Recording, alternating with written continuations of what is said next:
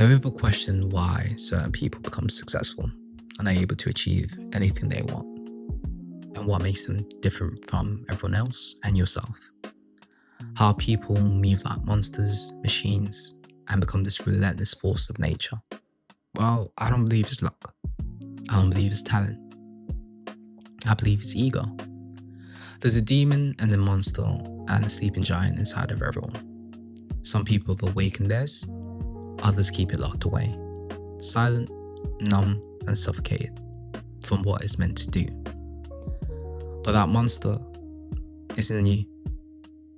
Your ego has been sleeping for years, waiting for you to be ignited, waiting to conquer everything that once felt like it was out of reach, and waiting to reclaim what is rightfully theirs and yours. Today, we're going to be discussing how your ego is your greatest weapon, and how understanding it can make you the person you've always wanted to become.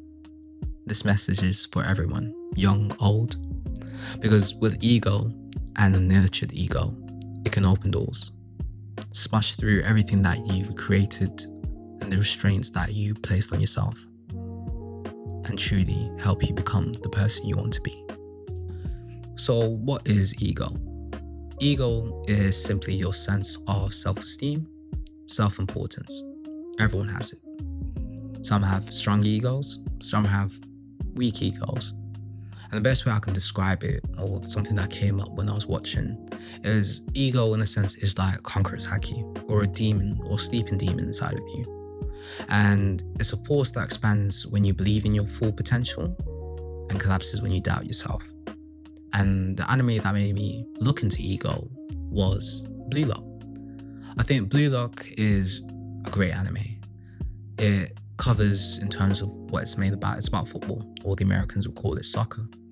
It's understanding how ego can boost one's performance and how you need to confront your ego to be able to utilize your skills, and how your ego in a sense is a catalyst that boosts everything that you have.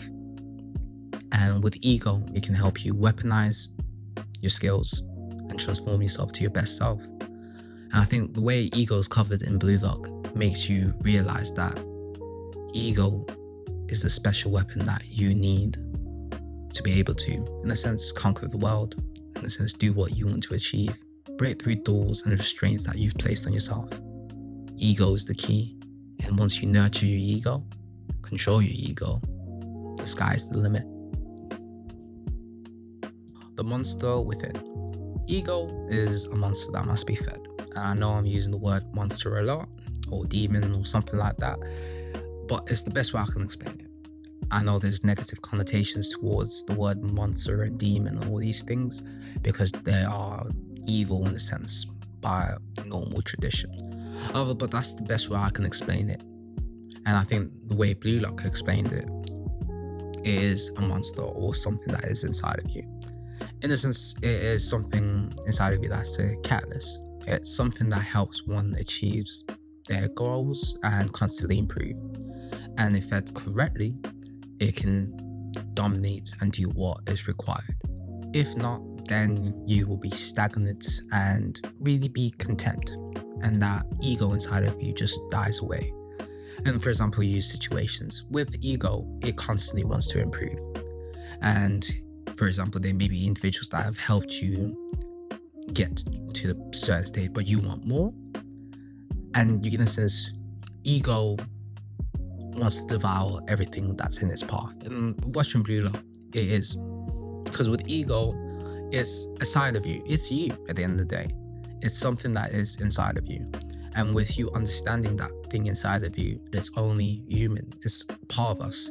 Ego wants us to be the best. And in a sense, strive to be the best person that we can be and devour everything and achieve everything that we dreamed or longed for.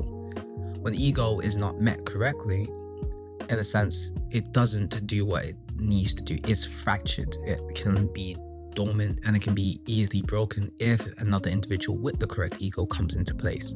I think Blue Lock shows this. It's a lot of individuals that have ego that are around the main character, which is Inzaghi. He doesn't have talent, doesn't have all these things. However, his ego is like a monster that no one has experienced. and forces him to sometimes react without even knowing. And the reason he does that is because that ego inside of him constantly wants more. And I think in terms of what ego is, I can explain. If ego is starved and not treated right, it can trap.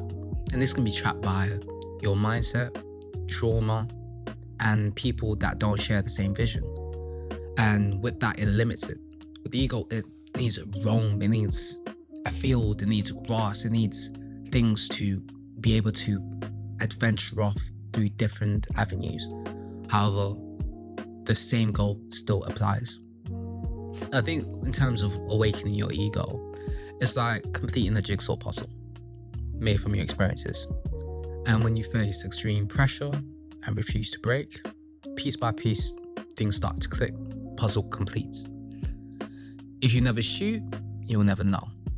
And I think the best way I can explain is humans see what they want to see. But once you're aware of your limitations, your perspective should change. Your mindset should change. Your world should change. If there's an obstacle there, you should devour it. You should do everything in your capability to remove that obstacle. If something is stopping you from getting your goal, that ego inside of you say, no, you should not be able to stop me.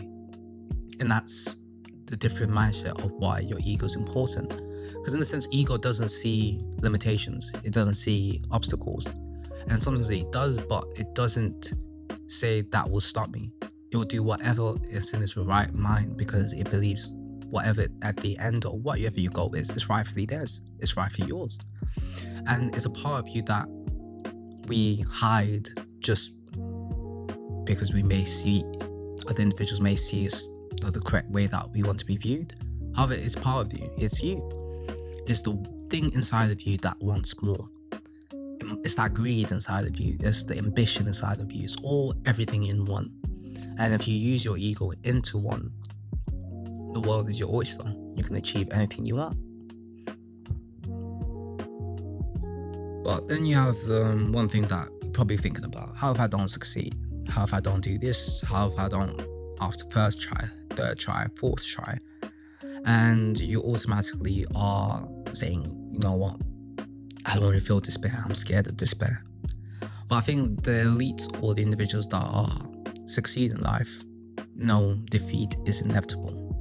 But what the most important thing they take away is what happens and what you take from your defeat. And I think a lot of people don't want to feel defeat. We don't. It's not nice. It's not a good feeling.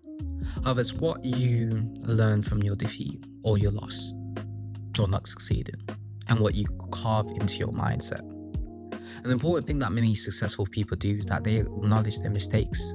They don't make no excuses on what they're doing or what they did.